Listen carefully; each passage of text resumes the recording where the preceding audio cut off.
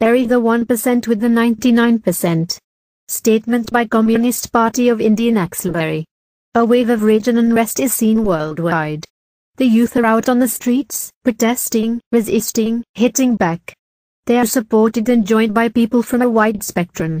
Dictators, who squeeze out the life breath of freedom. Rulers, who load all the hardship of the crisis on the people's backs. Billionaire sheikhs, who speculate and profit on hunger and homelessness. Politicians, who plunder public funds, the whole lot is targeted. This is wonderful.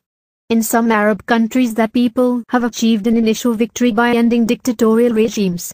In Europe, powerful outbursts of popular fury have forced the rulers to tread slow on their plans to choke the people with cuts in public spending.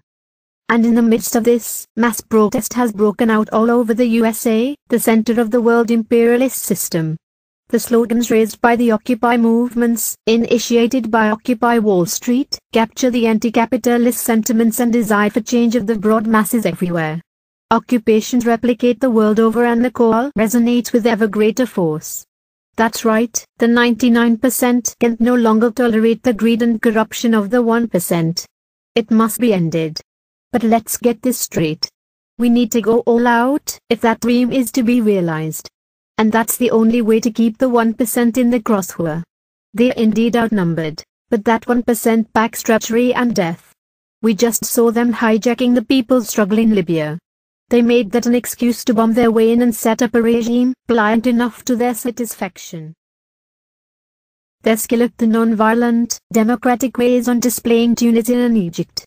A Ben Ali is replaced with a Hamadi Jeboli, and Mubarak with a Tantawi, and it's business as usual for the 1%. They are also adept at promoting protest, as a sort of safety valve and distraction, like they are trying in India. And a Hazari gets media prime time, people's anger against corruption is diffused. Meanwhile they step up their war on the people, unleash the army in US-supplied drones, and go all out against the ongoing armed revolution of the dispossessed, the people's war led by the Maoists. Oh yes, this 1% will do anything to hang on to power. So we need to go to the roots. Dig them out. Demolish the power protecting it.